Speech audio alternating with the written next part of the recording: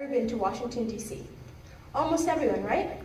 Well, I bet you've seen well-dressed men in suits and ties, teens sipping coffee downtown, or maybe even children begging their parents to buy them the coolest new toys. Sounds perfectly normal, right? Well, now try shifting your perspective a little bit. You might notice a man standing by a street corner, holding a ragged cardboard sign. You also might notice men staring at a coffee shop, stomachs growling in hunger. You may even notice a child counting pennies in a cup, hoping that he can afford a new pair of socks. Most of us would probably ignore them, thinking that there really isn't anything we can do, or that someone else will help them. But that's not the reality. We take advantage of what we are given and aren't grateful enough for what we have. It doesn't matter how big or small your contribution is to your community, it just matters that you do something to help. When I started volunteering, I noticed so many homeless people who didn't have access to food. I also noticed that during lunch, so much food goes to waste every day. So homeless people and food waste. I put two and two together and decided that my nonprofit organization, Nest for Us, should focus on reducing food waste and feeding the hungry. This made me determined to help the homeless by serving freshly cooked hot meals every week.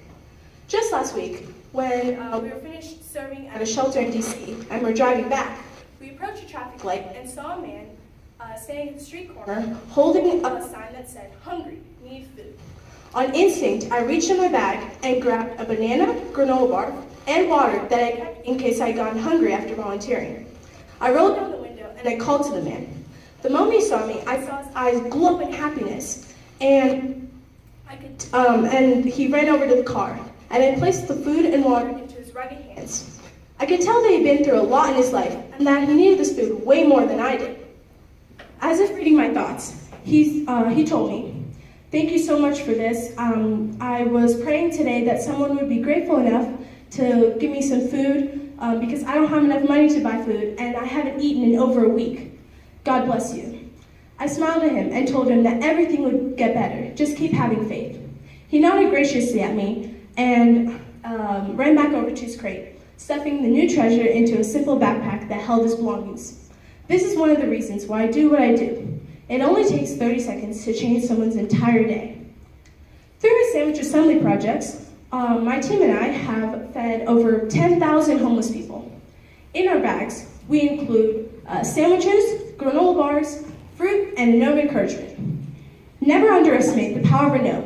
It might not seem like much, but your thoughtful words could be the thing that changes someone's entire day, or even life for the better. So around noon, we headed over to Franklin Square Park in DC and started distributing the bags that we had made. Around that time, most of you would probably be heading over to your kitchen to grab some food out of the fridge for lunch. Many of you might not realize this, but a lot of the homeless people who live on the streets may not have something to eat for almost an entire week. Whenever we go serve them every week, we're giving them nourishment, not only in the form of food, but also in the form of love and care, which makes them feel less alone in the world and gives them a sense of hope. So once we had finished distributing bags to the homeless living there, a couple of us were heading back, and we were approached by a homeless man. And he started off by telling us about how he had kept all the notes that we had handed out over the years, and continued to say how today's note had made him feel especially great after a long, tiring week. We were speechless when hearing this, but extremely happy and proud that our work was making such a big difference in the lives of the people we touched, as one person at a time.